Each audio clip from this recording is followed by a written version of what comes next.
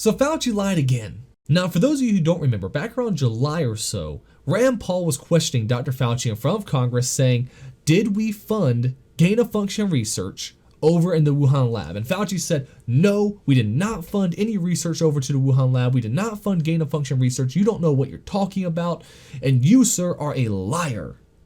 Fauci went after Rand Paul with everything he had. And of course, he was shaking. He has fists balled up. You could tell he was flustered by Rand Paul's questions. And he accused Rand Paul of being a liar. He accused him, of course, making stuff up and causing more damage, and implying, of course, that he was responsible for some of the deaths that have been caused by COVID because of his misinformation. Well, now apparently the NIH has admitted that we actually did indeed fund gain-of-function research over in the Wuhan lab for bat coronavirus research. So we got this story over here from the New York Post. Again, the NIH admits U.S.-funded gain-of-function research in Wuhan despite Fauci's denials. I would say despite his lies, to be honest here. If we're going to be completely honest, it's another Fauci flub. No, it's a Fauci lie. He lied. Let's be clear. He lied. The National Institute of Health has stunningly admitted to funding gain-of-function research on bat coronaviruses at the Chinese Wuhan lab, despite Dr. Anthony Fauci's repeatedly insisting to Congress that no such thing has happened. He should be brought in front of Congress immediately to answer for these lies. He should be removed from office and held accountable for this. This is just insane.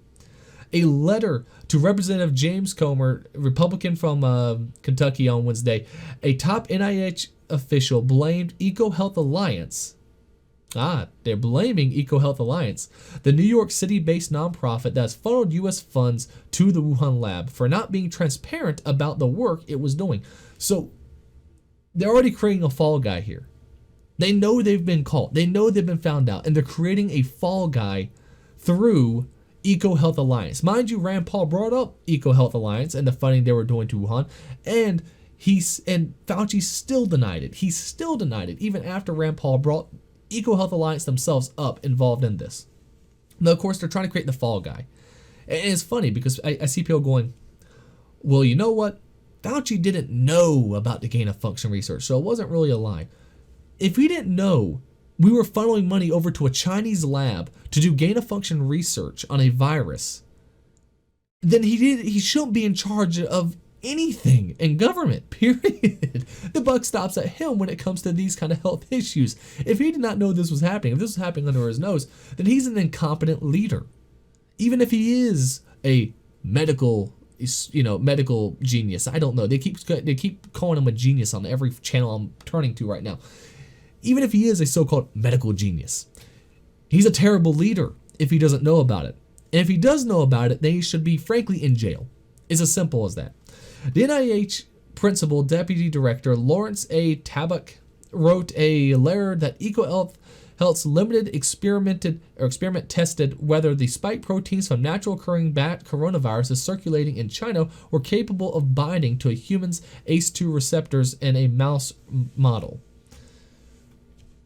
And so they're just going kind of detail about, of course, what they were going through here, some of the research they were doing. And of course, a lot of it has to do with the fact, again, using lab mice that were, of course, had human components, basically, they genetically modified mice to have some human genetics into it, and of course infected the mice to see if it could, of course, bind to human proteins. So this kind of goes through all of it right here. And of course, here's actually the letter from the Department of Health and Human Services that goes through it even more. And you can find that obviously right online. But at the bottom here is what I really thought was kind of interesting. So the $3.1 million grant was awarded for a 5-year period between 2014 and 2019. After the funding was renewed in 2019, it was suspended by the Trump administration. Great job, Trump. Suspended by the Trump administration. Great to see. The grant directed $600,000, just about $599,000, but about $600,000 to the Wuhan Institute of Virology for bat coronavirus research. We helped fund them to the tune of basically around $600,000 for this research. The proposal acknowledged the risks of such research, saying Fieldwork involves the highest risk of exposure to SARS or other, COVID type viruses while working in caves with high bat density overhead and the potential for fecal dust to be inhaled. They acknowledge there's a risk, right? They acknowledge the risk. We apparently sent over almost $600,000 knowing there was a risk here. The fact this is now being released, the fact that we're finally finding out that yes, we helped fund the lab that this disease might have came from. Again, technically, it hasn't been proven yet, right? It hasn't been proven it came from a lab. With that said, what is more likely? A virus made its way from a cave all the way to the city without any of the towns in between it ever becoming infected, and it happens to break out right next to a lab that was also just apparently also researching bat coronaviruses, and it happened to break out next to that lab but not in the lab whatsoever. It just happened to exist, right? It just happened by just random chance. Or the lab that is really right there doing research on bat coronavirus and finding out can it bind to human receptors had an incident and it got leaked out into the general public. What is really more likely here? We know that they were studying this stuff right where it happened, right where the outbreak happened. And we're still supposed to believe this came naturally? No, Fauci lied. And that saying goes, Fauci lied and people died, right? Fauci lied and people died. He lied about the mask early on, saying, of course, you don't need masks. You don't need masks whatsoever. And then, of course, turn around saying, well, you know what? Actually, I always knew we needed masks, but I didn't want people buying all of them. I wanted to make sure our health, people in the healthcare industry could actually get those masks first. So I lied about it to make sure people didn't panic. That was it.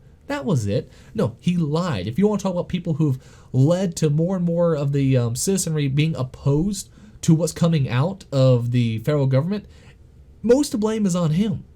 How am I supposed to believe anything that comes out for any of these mandates or any of their recommendations? How am I supposed to trust any of it when they lied about masks early on, saying that they weren't effective, and then they said, hey, we weren't funding any of this. We had no knowledge of this whatsoever. And it turns out, yes, we gave over around just under $600,000 to the Wuhan lab. How are you supposed to trust anything that comes out of these people's mouths? If you want to restore trust in our healthcare officials, you've got to fire Fauci. It's the only way to get any bit of trust in there. And even then, trust, it takes a long time to rebuild trust. And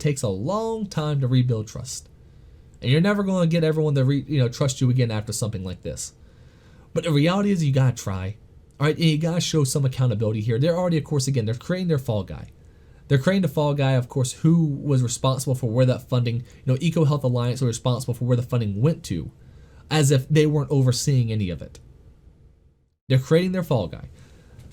But if you really want to rebuild the trust, then Fauci must be fired, and about anyone who knew about this and held it back from the American public must be fired. It's as simple as that. I don't know who will be the president in 2024. Obviously, they say, Trump might be rerun. DeSantis, obviously, I would love to see DeSantis, to be honest. But whoever wins in 2024 needs to cut almost everyone who's there now and replace them with brand new people.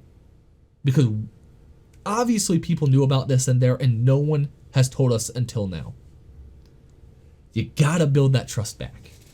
If we can't trust, again, if we have no level of trust anymore, then there's no point for the department to even exist in the first place. Either way, what do you think? Leave a comment below. Leave a like on the video if you've enjoyed it. And of course, subscribe to the channel for more. We'll be seeing you again real soon.